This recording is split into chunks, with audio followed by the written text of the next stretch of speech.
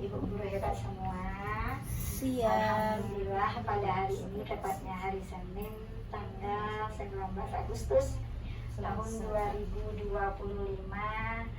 kami berkesempatan berbagi apa ya namanya, bukan berbagi pakai baik ya Bu Nurul, pengimbasan, karena kebetulan kami diutus kemarin menjadi perwakilan TK Negeri Tunas Bangsa dalam pembelajaran mendalam. Maka berkewajiban kami juga untuk memberikan pengimbasan kepada ibu guru TK yang ada di TK Negeri Tunas Bangsa. Sebelumnya saya mohon maaf, kami berdua mewakili Tunas Bangsa, saya Bu Nina dan Bu Nurul.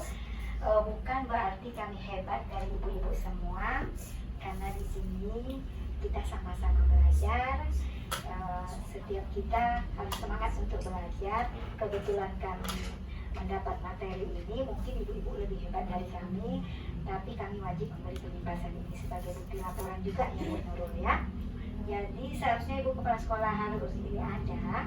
Kebetulan ibu kepala sekolah kita lagi menjadi fasilitator untuk kegiatan ini, lokus namanya ya Bu Nurul. Kebetulan kami berada di lokus 6, ibu kita menjadi pengajar di 2 lokus. Lokus 6 kemarin sama kita, hari ini Bu kita dilanjut dengan lokus berikutnya. Jadi mohon ibu-ibu yang hadir, berilah masukan kepada kami, tangkaplah ilmu yang sebanyak-banyaknya, karena ini bermanfaat untuk kita semua. Sekali lagi terima kasih kami ucapkan kepada rekan-rekan semua yang sudah menyempatkan waktu, meluangkan waktunya di jam pulang kita hari ini. Oke, tepuk tangan untuk guru. Oke. Kalau sekarang Ibu Dina di dalam pembelajaran mendalam ini, kami berapa hari kemarin banyak yang kami lalui, hampir 5 hari full Bu, dari pagi sampai sore, bahkan malam pun kami mengerjakan tugas. Jadi untuk detailnya mungkin ibu kepala sekolah kita juga menjadi narasumber nanti atau pemberi materi. Kalau kurang-kurang pas bisa dikonsultasikan lagi sama ibu kepala sekolah atau dengan kami nanti. Oke, di dalam pembelajaran mendalam itu ada yang namanya pola pikir bertumbuh atau yang disebut growth mindset. Nanti intinya dulu. Rekan-rekan, di growth mindset itu apa itu growth mindset? Apa itu pola pikir? Kita bersama-sama. Ini dia growth mindset atau pola pikir bertumbuh. Apa itu pola pikir bertumbuh? Pola pikir bertumbuh adalah keyakinan bahwa kemampuan dan kecerdasan seseorang dapat dikembangkan melalui usaha, pembelajaran, dan pengalaman, bukan sesuatu yang tetap. Nah, berarti Bu, dari paparan ini berarti kita yakin ke diri kita, bahwa pengetahuan itu bertumbuh, bukan tetap. Tidak peduli usia kita berapa, umur kita berapa, pola pikir itu intinya bukan mempengaruhi usia, dia akan bertumbuh jika kita menggunakan pola pikir yang growth mindset. Itu yang kita pahami dulu. Ilmu itu bertumbuh. Tidak masih, oh udah tua aku nih, gak bisa aku nih, berarti kita belum growth mindset. Nah, intinya ilmu itu bertumbuh melalui usaha, pembelajaran, dan pengalaman, bukan sesuatu yang tetap. Lanjut Bu Nurul. Pola pikir adalah segalanya. Betul tidak Ibu? Iya. Betul. Mengapa dikatakan pola pikir itu adalah segalanya? 1. Pola pikir ini akan mempengaruhi tindakan kita. Kalau pola pikir kita positif, artikan yang datang-datang aja adalah akan mempengaruhi tindakan kita. Juga akan mempengaruhi hasil yang akan kita dapatkan. Pola pikir akan mendikte tindakan, ya tidak? Ya. Pola pikir itu akan mendikte tindakan yang dilakukan serta akan menentukan hasil yang akan diperoleh. Ibu-ibu merasa enggak? Kadang kita kan di dalam lingkungan rumah aja lah dengan anak kita. kita suntuk, marah, kata kasar kan gitu kan, akan mempengaruhi kan hasilnya. Anak kita jadi mungkin agak tantrum, kita pun agak, intinya negatifnya lah yang banyak. Lanjut Bu Nurul. Ini dia jenis-jenis pola pikir. Growth mindset, pasangan fixed mindset. Intinya pola pikir bertumbuh berlawan dengan pola pikir tetap. Yang mana pola pikir bertumbuh, yang mana pola pikir tetap? Coba Ibu Roka, coba dibaca Bu Roka. Yang growth mindset. Nah, Growth mindset itu ada keyakinan bahwa kecerdasan dan keterampilan bisa dikembangkan lewat keyakinan bahwa kecerdasan dan keterampilan bersifat tetap yang tidak banyak bisa diubah. Oke, ini yang pola pikir tetap, ini yang pola pikir growth mindset. Coba balik ke yang slide yang sebelumnya Bu Nurul, sebelum masuk ke sini. Ini kalau kita mendengar PPT, kemarin Ibu pernah mendengar kata PPT? Saya juga mendengar kemarin Bapak itu ada bicara tentang PPT. Apa itu PPT? Pola pikir tetap. Nah, apa itu PPT? Pola pikir bertumbuh. Nah, yang mana PPT itu Bu? Contoh, kita mengenali diri kita dulu. Apakah aku masih berpola pikir PPT? Atau kita sudah bisa merubah pola pikir kita menjadi PBB? Itu balik ke diri kita masing-masing. Contoh, PPT, belajar cara mengenali PPT. Nah, kita sudah belajar nih Bu, suara yang menimbulkan kekhawatiran dalam menghadapi tantangan dan kesulitan. Tuh, sadari bahwa kita punya pilihan. Lanjut, berbicara kembali dengan suara PBB. Kita bicara lagi dengan hati kita. PPB. Ah, ya, PBB, suara yang menimbulkan optimisme dalam menghadapi tantangan dan kesulitan.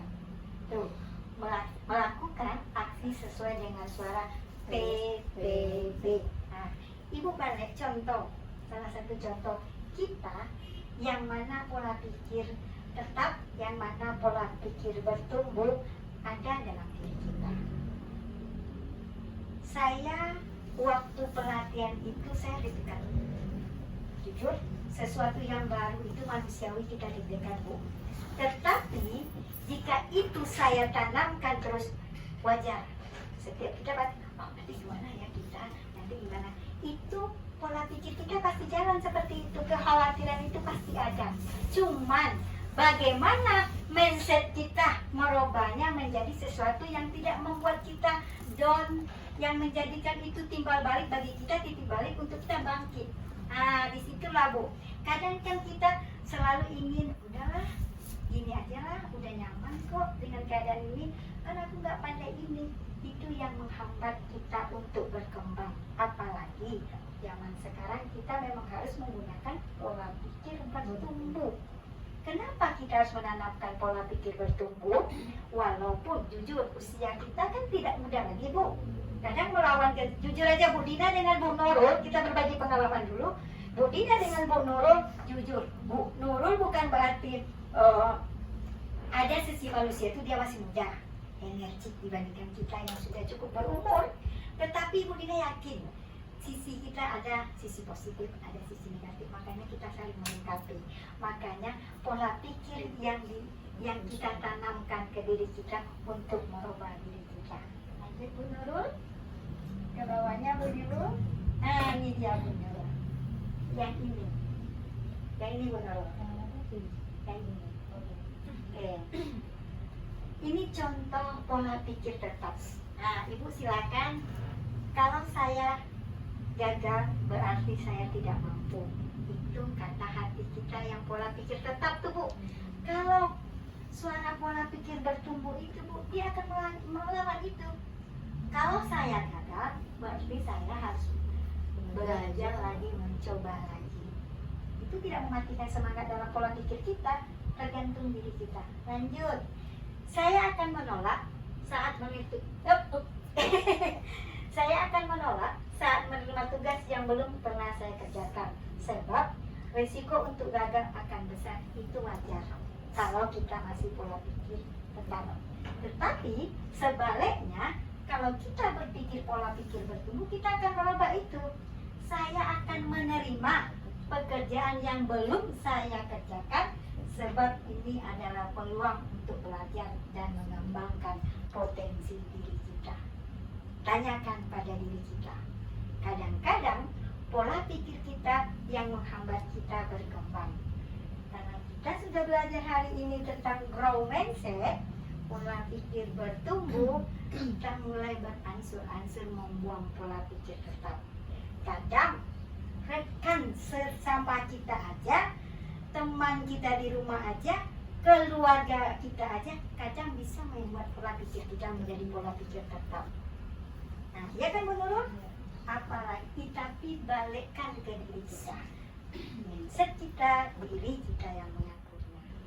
Sampai di sini, kita lanjut baca. Ibu bisa baca? Saya lanjutkan. Saya bagus dalam bidang tertentu. Saya tidak untuk bidang lain. Sebaliknya, saya bisa belajar apapun juga yang saya mau, termasuk hal-hal yang sulit sekalipun. Contoh, kita buka diri kita. Jujur, kita berbagi di Grow Mindset ya. Dulu waktu zaman kita manusia yang agak-agak berumur ribu, komputer sesuatu yang langka. Kita takut menggunakan komputer. Kemana lah larinya bilang? Kemana lah ini nanti? Karena kita, nanti kalau gitu gimana saya bisa nggak? Itu yang pola pikir tetap tumbuh. Tetapi kalau kita sudah memiliki pola pikir bertumbuh, kita akan menghadapi itu. Saya coba, walaupun hal itu baru bagi saya.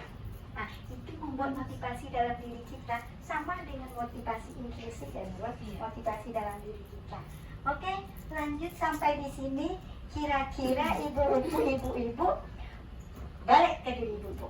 Apakah pola pikir tetap masih kita pertahankan atau kita pelan-pelan merubah ke pola pikir bertumbuh? Apalagi kita guru, tantangan ke depan semakin banyak. Itu kuncinya. Lanjut Bu Nurul. Sampai di sini rekan-rekan, adakah yang memberi masukan? Ataukah ada yang mau berbagi? Ada? Pas, terima kasih. Sebelum kita masuk ke pembelajaran mendalam tentang apa itu pembelajaran mendalam, nanti kalau berbagi dengan Bu Nurul ya, karena paparan ini banyak Bu, cukup banyak, jadi terpaksa akan berbagi dua. Nanti kalau Bu Dina kurang pas diluruskan ya Bu Nurul. Oke, cukup Bu? Sampai di pola pikir bertumbuh sudah cukup memahami? Kan apakah suara pola pikir bertumbuh ini kalau kita lihat kan selintas itu seperti ada rasa percaya diri nggak sih Bu? Yes, betul. Iya kan? Ya. Jadi bisa dikatakan kalau di suara pola pikir tetap sepertinya kurang percaya diri, dan di pola pikir ini percaya diri ya? Apakah begitu Bu Dina? Oke, saya balik ya ke sini. Dari poin-poin yang ini, pola pikir itu intinya tergantung dalam pemikiran kita masing-masing. Betul. Yang ini lebih banyak pola pikir bertumbuh ke hal yang positif, yang tidak ingin menjatuhkan diri kita sendiri. Meskipun kadang-kadang yang menjatuhkan diri kita sendiri itu banyak faktor ya. Kadang faktor dari dalam diri kita, kadang faktor dari luar. Itu tergantung lagi. Yang menentukan tetap pola pikir diri kita sendiri. Betul? Ini banyak yang rasa percaya diri. Rasa percaya diri itu kan positif Bu. Itu rasa percaya diri itu tumbuh dan diri seorang itu positif. Betul kata Bu Eva, ini lebih banyak ke arah yang rasa percaya diri atau rasa positif yang ada yang ditumbuhkan dalam dirinya. Ini banyak yang ke negatifnya, yang pas-pas aja lah, nerimo aja lah. Gitu rasa. Udahlah, gini aja lah aku. Gak usah lah, aku gak pandai, nanti aku ditertawain orang. Itu kan masih berpikir kita tuh, nanti aku gimana ya. Berarti kan kita tidak ingin berkembang. Sementara kita guru wajib itu ilmu itu tidak tetap. Ilmu itu harus kita cari, pola pikir kita lagi yang harus kita rubah. Bagaimana caranya kita menjadi guru yang berpikir pola pikir bertumbuh, bukan menjadi guru yang pola pikirnya tetap. Sampai di sini rekan-rekan cukup? Cukup. Lanjut Bu Nurul, kita masuk, kita tinggalkan dulu pola pikir tetap. Kita lanjutkan dengan pembelajaran mendalam menuju pendidikan bermutu. Ini intinya dulu. Pembelajaran mendalam ini bukan kurikulum. Bukan kurikulum. Pastikan itu ya. Pembelajaran mendalam tidak mengganti kurikulum. Kan kita punya kurikulum K13, kita punya kurikulum Merdeka, tapi ini pembelajaran mendalam tidak mengganti kurikulum. Tetapi di pembelajaran mendalam ini kita harus memasukkannya di dalam pembelajaran kita di sekolah. Apa itu pembelajaran mendalam? Saya bacakan ya Bu definisinya.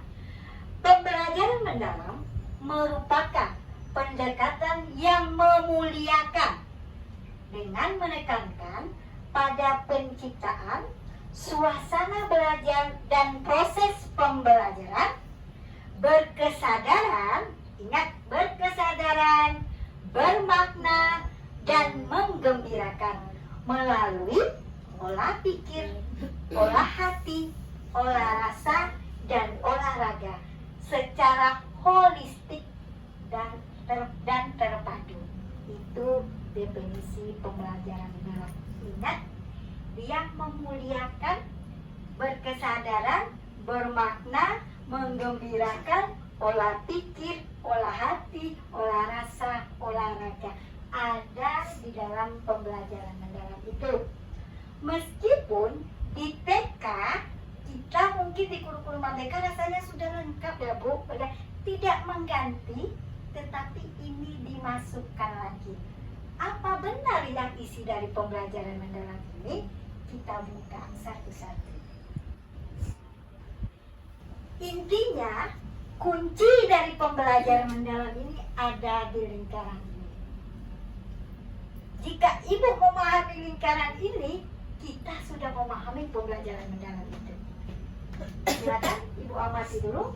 Lingkaran ini ada lingkaran dalamnya, ini dia pembelajaran mendalam itu. Ada yang lingkaran keduanya, ketiganya, keempatnya. Ini intinya. Saya jelaskan. Di lingkaran pembelajaran mendalam itu ada 4. Yang satu warna putih, yang kedua warna apa ini ya? Yang ketiga warna apa ini? Banyak warna ya Bu. Nah, ini bagian dari ini yang harus Bu Guru kuasai.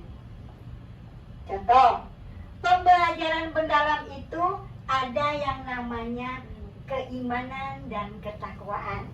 Ada yang namanya kewarganegaraan, kreativitas, kemandirian, komunikasi, kesehatan, kolaborasi, penalaran kritis. Apa bedanya? Dulu di kurikulum Merdeka kita punya yang namanya apa? P5. Sekarang di pembelajaran mendalam tuh ada nggak yang ditambah dari P5 itu? Apa yang ditambah? Coba rekan-rekan amati. Kesehatan, komunikasi, kolaborasi. Memang ada kita tambahkan. Intinya dulu P5.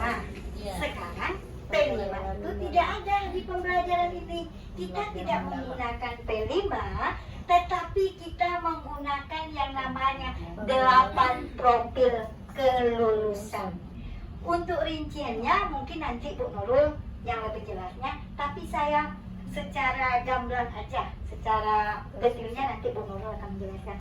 Yang kedua, di lingkaran kedua ada yang namanya berkesadaran, bermakna, menggembirakan. Ada 3 Bu.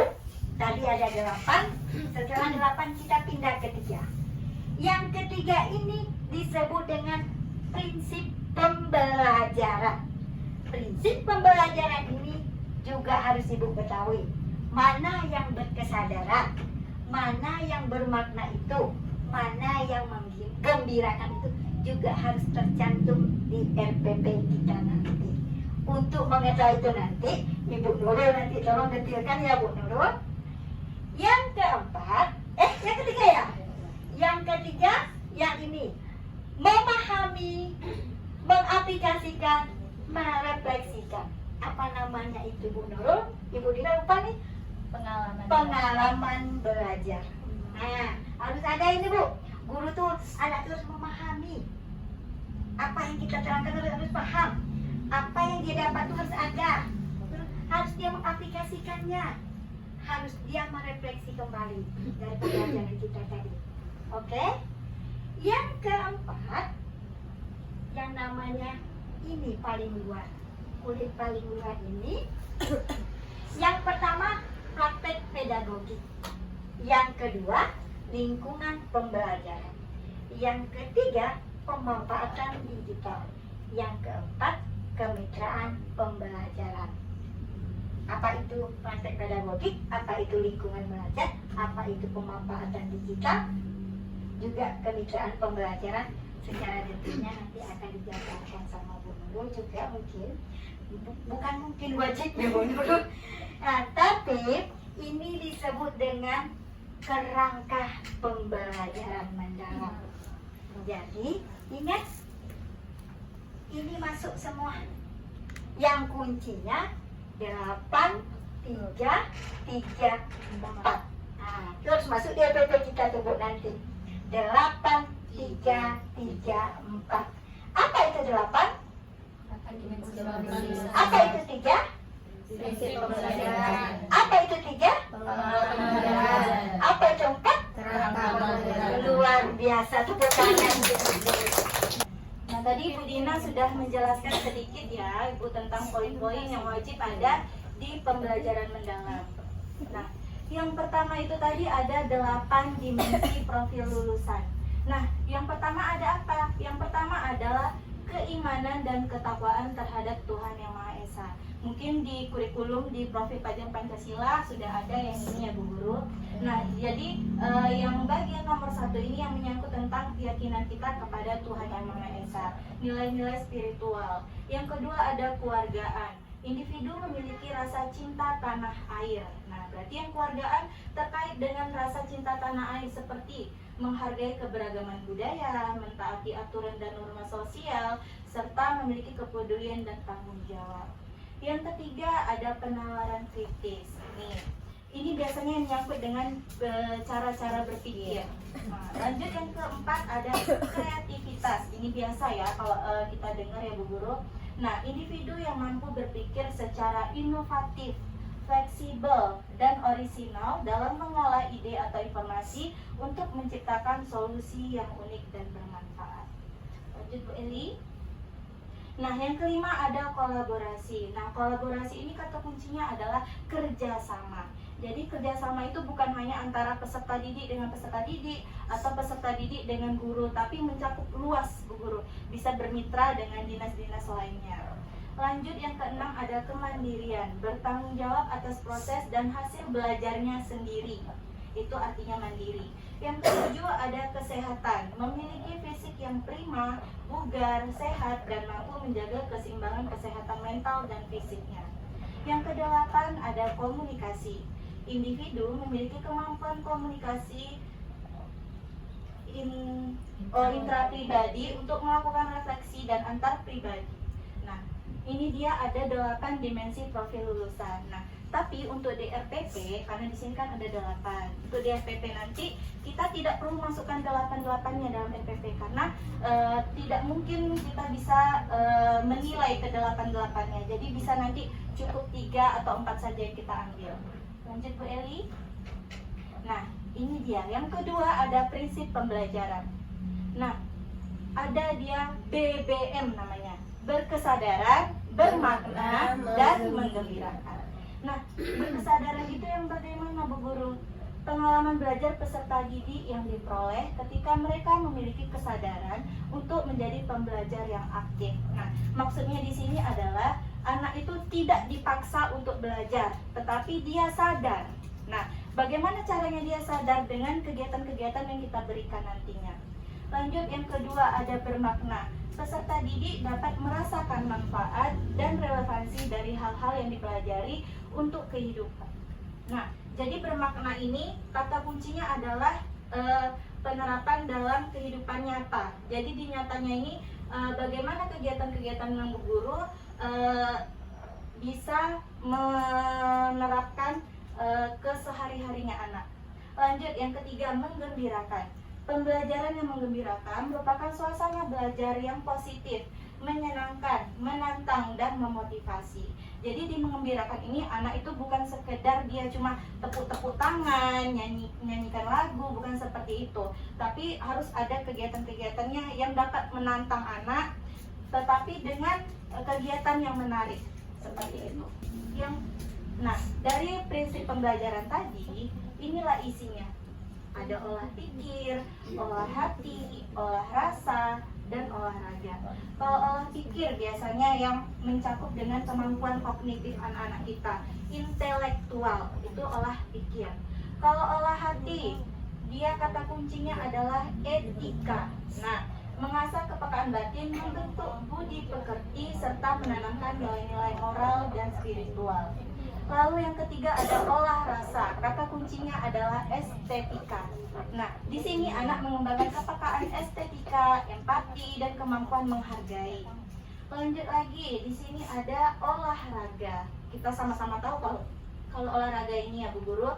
Nah, ini pendidikan yang bertujuan untuk menjaga dan meningkatkan kesehatan fisik, kekuatan tubuh, serta membentuk karakter melalui kegiatan jasmani.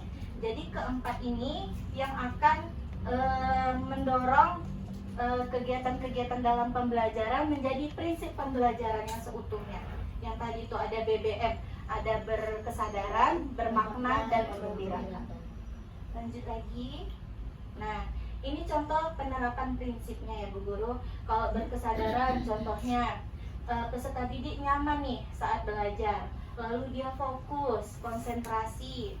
Lanjut lagi, dia sadar terhadap proses berpikirnya. Seperti yang saya bilang tadi, bahwa anak itu tidak dipaksa untuk belajar, tetapi dia harus sadar sendiri. Lalu, anak berkesempatan untuk menentukan pilihannya sendiri. Lalu, yang kedua ada bermakna. Nah, kalau bermakna ini tadi kata kuncinya adalah nyata. Jadi dia harus kontekstual. Kegiatan yang Bu Guru berikan di RPP harus nyata, kontekstual atau relevan dengan kehidupan nyata. Lalu menggembirakan. Ada lingkungan pembelajar yang interaktif. Jadi dia tidak pasif, tidak hanya fokus belajar aja, tapi harus ada hal yang menggembirakan bagi anak. Lanjut, aktivitas pembelajaran yang menarik minat dan rasa ingin tahu. Oke Bu Eli, lanjut. Nah, ini bagian yang ketiga tadi ada pengalaman belajar. Pengalaman belajar ini ada 3 juga. Ada memahami, ada mengaplikasi, dan ada merefleksi. Yang memahami, anak mengkonstruksi pengetahuan agar dapat memahami secara mendalam konsep atau materi dari berbagai sumber dan konteks. Nah, pada RPP biasanya memahami ini adalah tahap awal.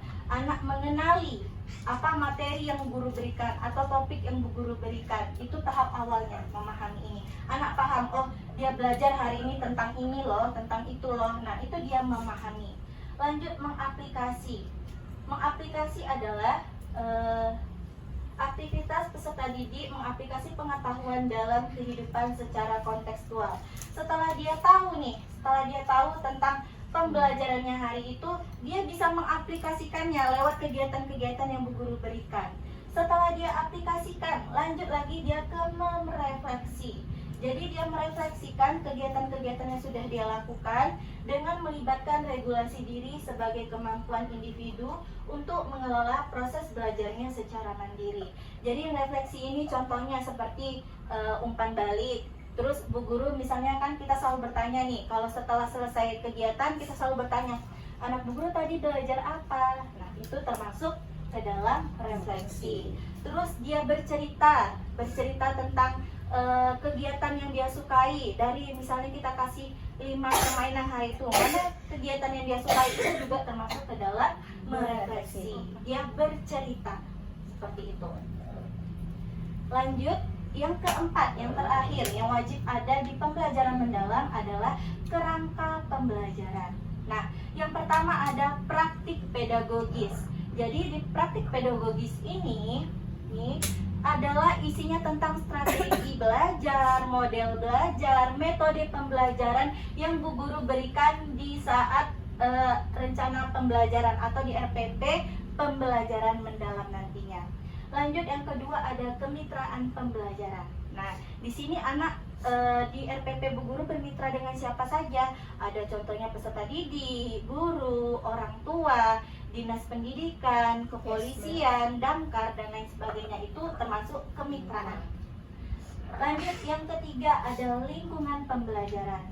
Nih, lingkungan pembelajaran menekankan integrasi antara ruang fisik, ruang virtual, dan budaya belajar untuk mendukung pembelajaran mendalam. Nah, jadi lingkungan pembelajaran ini nggak harus terfokus hanya kepada ruang kelas atau halaman kelas, tapi bisa juga kita pakai ruang virtual seperti platform, pakai Zoom misalnya saat saat Ramadan, bulan puasa, misalnya kita adakan Zoom. Itu termasuk lingkungan pembelajaran. Yang keempat ada pemanfaatan digital. Ini kita sama-sama tahu ya Bu Guru, pemanfaatan apa sih yang kita gunakan saat merancang RPP kita nanti. Contohnya kita menggunakan video pembelajaran yang biasanya kita masukkan ya, setiap hari pasti ada link video, seperti itu contohnya. Kira-kira ada yang tahu nggak asesmen itu apa? Penilaian ya. Iya guru tahu, Penilaian. Iya, penilaian. Asesmen atau penilaian adalah proses pengumpulan dan pengolahan informasi untuk mengetahui kebutuhan belajar dan capaian perkembangan atau hasil belajar murid. Nah, Bu Guru ingat gak ya, kita punya asesmen ada berapa? Bu Guru boleh sebutkan salah satu, Bu Guru? Ada itu checklist, hasil Ya, karya, hasil karya. portofolio. Oke. Tepuk tangan Makasih, untuk Bu Bu Juli. Juli. Tepuk tangan Bu Juli. Oke, terima kasih Bu Juli. Itu contoh asesmen yang ada di TK Negeri Tunas Bangsa. Nah, asesmen dapat menggunakan beragam teknik atau instrumen penilaian yang sesuai dengan tujuan belajar. Yang sesuai dengan Bu Juli sampaikan tadi, ada 4 ya kalau di sini. Lanjut lagi Bu Juli. Nah, prinsip asesmen ini ada 3. Bu Guru itu harus adil, lalu harus objektif, lalu ada edukatif. Adil itu yang bagaimana? Tidak boleh melihat latar belakang anak.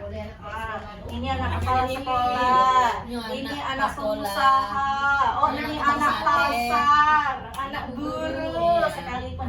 Jadi asesmen itu harus adil, lalu objektif ya, harus fakta, harus sesuai dengan kenyataannya. Iya, tidak mengarang ya Bu Guru ya.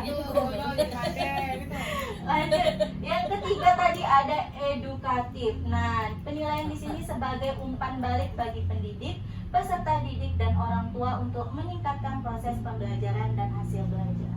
Oke, ini dia 3 prinsip asesmen. Lanjut Bu. Nah, asesmen itu ada 2 jenisnya. Yang pertama ada asesmen formatif, yang kedua ada asesmen sumatif. Bu Guru sudah pernah dengar? Iya. Nah, asesmen formatif ini asesmen yang bertujuan untuk memberikan informasi atau umpan balik bagi pendidik dan murid untuk memperbaiki proses belajar. Nah, asesmen formatif ini biasanya dilakukan di awal, penilaian awal. Nah, di penilaian awal pun itu ada 2. Saat apa? Di saat awal pembelajaran. Yang kedua ada saat proses pembelajarannya. Lalu ada asesmen sumatif. Nih, asesmen sumatif ini penilaian yang terakhir ya Bu Dina. Iya. Kalau di TK rapor ya Bu Guru, itu asesmen sumatif namanya. Asesmen yang dilakukan untuk memastikan ketercapaian tujuan pembelajaran. Biasanya rapor semester 1, semester 2 itu termasuk asesmen sumatif. Lanjut Bu Eli. Nah, ini dia tadi penilaian formatif. Jadi penilaian formatif itu ada 2. Yang tadi itu ada asesmen as learning atau yang awal pembelajaran. Awal pembelajaran, kalau for saat proses pembelajaran. Nah, kalau di as learning, contohnya ada jurnal reflektif, ada self assessment, peer assessment, sama checklist. Kalau di for learning atau proses pembelajarannya ada peta konsep, umpan balik, formatif, ada classroom assessment teknik, observasi dan lainnya. Mungkin agak berbeda di TK ya Bu Guru. Yang ini yang kedua tadi ada penilaian sumatif, dia assessment of learning. Jadi mengukur capaian pembelajaran murid pada akhir pembelajaran. Contohnya tadi seperti ada tes lisan juga, tes tertulis seperti ujian ya kalau di SD. Kalau kita dulu mungkin lomba belajar. Nah, itu dia penilaian sumatif. Perencanaan pembelajaran ini seperti RPP atau modul ajar pembelajaran mendalam. Kalau sekarang tambahannya RPP PM. Nah, PPM iya, RPP Pembelajaran mendalam. Nah, jadi di RPP kita nanti itu atau di modul kita itu wajib ada 4 ini. Nah, ya harus ada yang 4 ini. Nah, yang pertama ada identifikasi, yang kedua ada desain pembelajaran, yang ketiga ada pengalaman belajar, yang keempat ada asesmen. Nanti itu lebih jelasnya nanti kita ada lanjutnya lagi ya. Nah, ini dia identifikasi. Nah, identifikasi ini isinya apa aja? Mengidentifikasi kesiapan murid. Jadi sebelum kita buat RPP, kita harus tahu bahwa murid kita itu apa saja persiapan yang harus kita berikan nantinya. Lanjut, yang kedua ada memahami karakteristik materi pembelajaran. Jadi dia harus selaras ya Bu Guru dengan materi yang kita berikan. Jangan materinya A, kegiatan yang kita berikan itu B. Lanjut, yang bagian ketiga, menentukan dimensi profil lulusan. Ada berapa tadi profilnya? 8. Apakah harus 8-8-nya? Boleh berapa? 4. Boleh berapa? Oke, menentukan dimensi profil lulusan tadi ya kan. Jadi kita udah tahu nih kira-kira dimensi profil lulusan mana yang mau kita angkat di RPP kita pada minggu itu. Nah, yang kedua ada desain pembelajaran. Jadi di desain pembelajaran ini kita harus tahu nih tujuan pembelajaran kita apa dan kerangka pembelajarannya.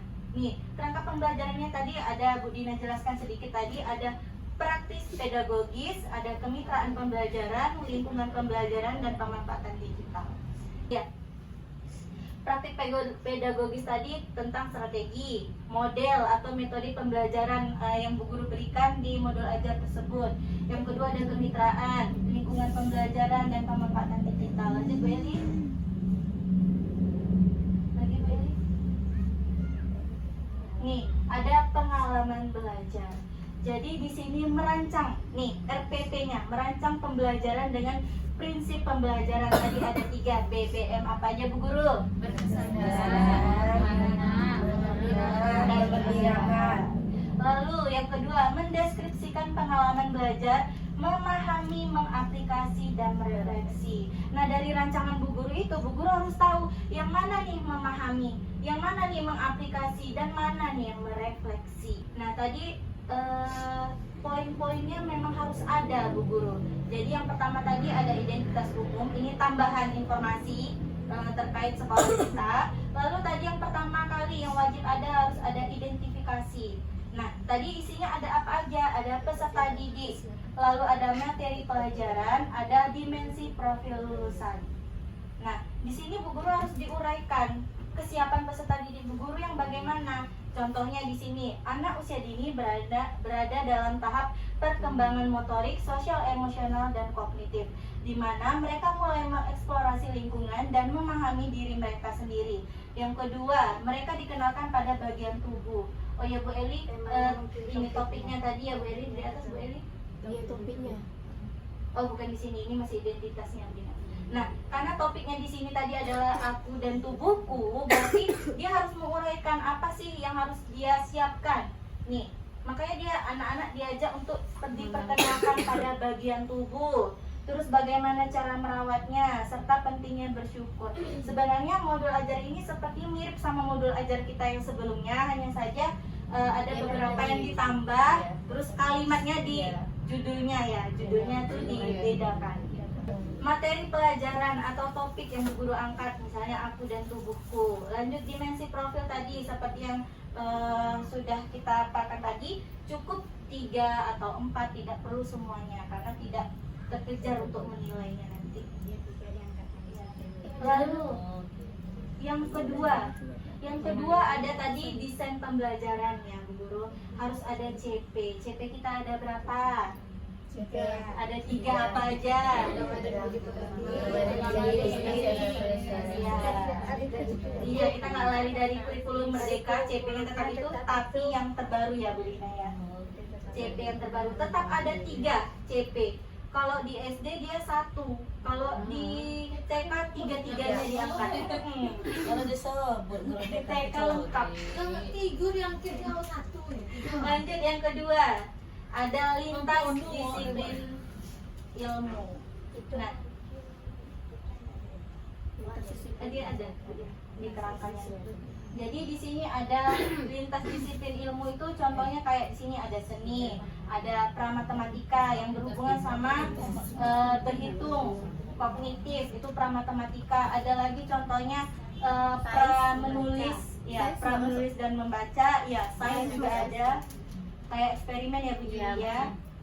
Nah itu dia termasuk lintas disiplin ilmu namanya. Berarti lebih ke kegiatan ya, Mbak? Apanya Bu Lebih Juli? ke kegiatan ya, Mbak? Iya. Kegiatan Yang masuk ke ya, Oh. kegiatan Bu Juli yang Bu Juli angkat Itu itu masuk gambar nggak di sini. Berarti kalau dia eksperimen jelaskan apa eksperimennya? Namanya Judulnya ada. aja. Ya. Nah, Maria, Bu Roma. dalam lintas disiplin ilmu ini kan contohnya ada seni kreatif dan pramatematika. Apakah ada indikator tetapnya? Ini kan kita nih seni kreatif nih yang termasuk adalah menggambar tubuh dan cara merawatnya. Ketika pramatematika adalah yang termasuk adalah menghitung. Jadi apakah ada indikator tetapnya kita untuk membuat lintas disiplin ilmu ini? Kemarin kita ada dapat gak ya Bu Dina ini? Contoh ini. Sebentar ya Bu. Enggak Pak, ya. Soalnya makanan tidak usah lagi besar pada Bu Dina. Oh, untuk indikatornya Ibu Roka tanyakan kan apakah selama pelatihan kemarin, karena kan kami banyak di situ Bu, ada guru SD. Jadi kebetulan kami ini kan guru TK. Jadi yang dibahas tuh seni kreativitas pramatematika itu beda. Acuan kami berbeda dengan orang itu. Tapi apakah ada indikator untuk itu tuh Ibu Dina sampai sekarang karena mungkin juga kurang wawasan atau seperti apa ya Bu Nurul belum memahami itu, apakah ada indikator yang mana yang dikatakan pramatematika, yang mana dikatakan seni kreativitas. Tapi karena kita guru TK, kita kira-kira ini nih kalau Bu Dina secara gamblang aja, secara detailnya nanti kita cari sama ITP. Nanti kalau secara detailnya kita sama-sama carilah, itu kan masukan Bu Roka tuh. Apakah ada di internet nanti kita. Tapi kalau pemaparan kami kemarin dengan Bu Nurul, ini kira-kira larikan ke sini. Iya. Lanjut lagi, ada topik pembelajaran. Nah, topik pembelajaran ini selama 1 minggu, karena modul ajar ini kan untuk 1 minggu. Jadi yang satu ini tuh hari Senin mengenal bagian tubuh, Selasa merawat tubuh, yang ketiga mengenal panca indera dan fungsinya, yang keempat mengeksplorasi, yang kelima bersyukur atas tubuh yang sehat dan kuat. Nah, iya untuk 1 minggu. Lanjut lagi yang kelima ada praktik pedagogis. Tadi strategi pembelajaran yang Bu Guru rancang di RPP-nya. Contohnya di sini ada guru menggunakan pendekatan bermain aktif, bercerita dan berkarya. Itu strategi yang Bu Guru pada saat RPP ke-5 hari itu. Berarti Bu Guru menggunakan strategi pembelajaran ini. Iya, bermain, bercerita, berkarya. Itu termasuk praktik pedagogis.